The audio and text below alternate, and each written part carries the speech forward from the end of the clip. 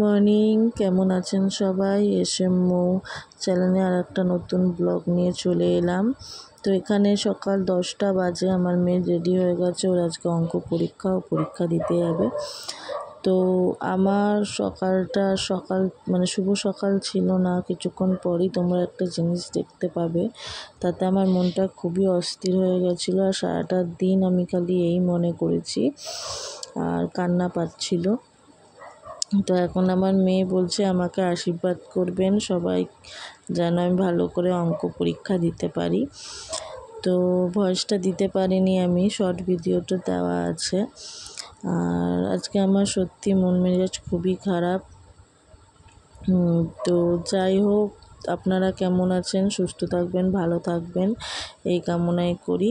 আর এই গরমের মধ্যে কিন্তু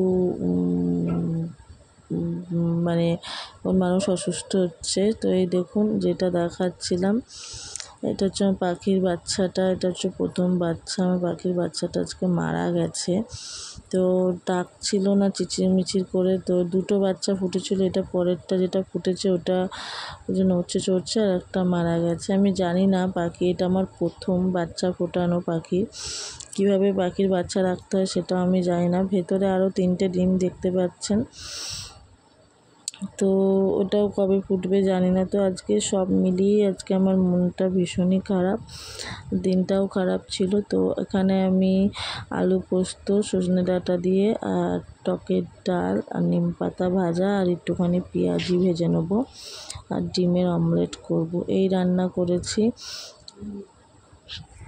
তো একটা কথা কি জানেন তো, মানে বাড়িতে যে কোনোই পশু পাখি হোক, যে কোনো, এরা না খুব মানে আদরের জিনিস। এদের যদি কিছু একটা হয় মনটা বহুত ভেঙে যায়, মানে অনেকটা কষ্ট হয়। তো তোমাদের সাথে এইগুলোই শেয়ার করলাম, কারণ আমার প্রচণ্ডই কষ্ট হচ্ছিল আমার পাখির বাচ্চাটা মরে যাওয়াতে। ওর বাবা আজকে বাড়িতে ছিল, পাখির খাঁচাটা পরিষ্কার করতে গিয়ে দেখে, আমি তো দেখতেও পাইনি। তো কালকে থেকে কিচিরমিচির আওয়াজ করাটা বন্ধ হয়েছিল। সারাদিন ওদের কিচিরমিচির আওয়াজ শুনি আর রান্না করি, তোমাদের ব্লগ দিই, ভিডিও দিই। তো সেটা বন্ধ হয়ে গেছে। একটা ওই ছোটোটা রয়েছে, ও ডাকছে। তো তোমরা সবাই প্রে করো যেন আমার পাখির বাচ্চাগুলো সুস্থ থাকে, ওদের যেন কিছু না হয়। একটা তো এরকম চলেই গেল আমাদেরকে ছেড়ে।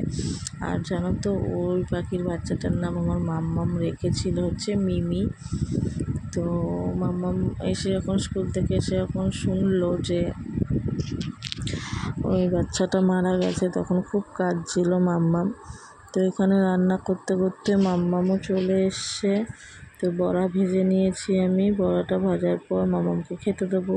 চলো, মামামের এই আলু ভাতে টকের ডাল, বড়া ভাজা, ডিম ভাজা নিয়েছি। তো মামাম অনেক কান্নাকাটি করছিল, তাকে যা শান্ত করে বোঝানো হয়েছে। তো আমরা এখানে যে খাবার নিয়ে নিয়েছি, আমাদের খাবার। আর এটা হচ্ছে 2টো লঙ্কার বড়া ভেজেছিলাম ওর বাবা খাবে বলে। তো চলো আমরা খাওয়া দাওয়া করে আবার বিকালে দেখা হচ্ছে। বিকাল হয়ে গেছে, এখন আমি মাম্মাম বললো মা আমাকে একটুখানি সিঙ্গারা করে দাও। তো আমি ওই সিঙ্গারাই করার জন্য চলে এসেছি। আমি বাইরে দিকে ওকে কিছু কিনে খাওয়াই না, সচরাচর ঘরেই করি। তো এখানে জিরে, 5 ফোড়ন আর একটু শুকনো লঙ্কা নিয়ে নিয়েছি, ভেজে গুঁড়ো করে নেবো। এখানে তেলটা দিয়ে দিয়েছি, কটা বাদাম দিয়েছি। বাদামটা লাল লাল করে একটু বাদামি কালারের হয়ে গেলে ওটা তুলে নেব। তারপরে আলু সেদ্ধ করতে বসিয়ে দিয়েছি। আলুটা সেদ্ধ হলে ময়দাটা মেখে নেব। ময়দাটা শক্ত করে মেখে নিয়েছি। মেখে নিয়ে এবারে আমি একটা ভেজা কাপড় দিয়ে চাপা দিয়ে রাখবো। দেওয়ার পর মশলাটা গুঁড়ো করে আলুটা সেদ্ধ হয়ে গেছে, সেই আলুটা কষাবো। কষিয়ে তারপরে ওই পুর করে দিয়ে দেবো। এটা সবাই পারে, সবাই সিঙ্গারা কম বেশি বানাতেই পারে। তো আমি বানাচ্ছি, সেটাই শেয়ার করছি। যদি রেসিপি চাও তাহলে আমি রেসিপি দিতে পারি, আমার অন্য একটা চ্যানেল আছে সেখানে। তো এখানে লেচিগুলো বেলে রেখেছিলাম, তো এটা এঁটে গেছে, তো নতুন করে আমাকে লেচি বেলে করতে হবে। তো ব্লগটা আমি কালকের ব্লগ দিতে পারিনি, আজকেরটা দিলাম। কালকেরটা আমি আজকেই দেব, চেষ্টা করছি। তো আমি প্রতিদিনটা দেওয়ার চেষ্টা করি, কিন্তু হয়ে ওঠে না। আর সচরাচর আমার যেহেতু স্ট্যান্ড নেই, ফোনটা রেখে আমি ভিডিওটা করতে পারি না, ওই জন্য সবটা আপনাদের দেখাতে পারি না। তো আবার ভেবেছি আমি না একটা স্ট্যান্ড কিনবো, কারণ ভিডিও করতে খুব অসুবিধা হয়। ওর বাবাও বলছিল একটা স্ট্যান্ড কিনে নিতে। তো চলুন সিঙ্গাড়াটা করে নেবো। করে নিয়ে ওর বাবার একটা বন্ধু এসে বাড়িতে, তাকেও দেবো একটু সিঙ্গাড়া, চা, আমরা সবাই টিফিন খাবো। আর রাতের আজকে ভিডিওটা দিতে পারিনি। রাতে আমরা সকালের যে খাবার ছিল ভাত, ওই খাবারই খেয়েছি, রাতে কিছু রান্না করিনি। তো ভিডিওটা ভালো লাগলে লাইক, কমেন্ট, শেয়ার, যেটা প্রত্যেকবারই বলি, করে দেবেন, সাবস্ক্রাইব করে দেবেন। আর আজকে নিয়ে আমার কিন্তু 99টা সাবস্ক্রাইব হয়েছে, আর একটা বাকি আছে, হলেই 100টা সাবস্ক্রাইব হবে। আমার কিন্তু একদিকে আনন্দও হচ্ছে, আর একদিকে কষ্টও লাগছে যে আমার পাখিটার বাচ্চাটা আর বেঁচে নেই। তো আমার ননদের বাড়িতেও পাখি আছে, তো তারা বললো এরকম অনেক বাচ্চা মরে আবার বাঁচে। তো জানি না কেন আমার মনটা খারাপ হয়ে গেল। তো আমি সিঙ্গাড়াটা লাল লাল করে ভেজে নিয়েছি, ভেজে নিয়ে তুলে নেবো।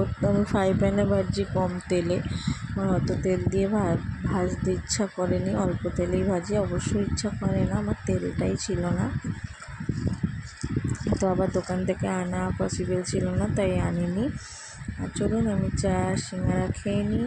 তো ভিডিওটা ভালো লাগলে লাইক, সাবস্ক্রাইব, কমেন্ট প্রত্যেকবারই বলি করে দেবেন। বাই বাই, সুস্থ থাকবেন, ভালো থাকবেন, আর সবাই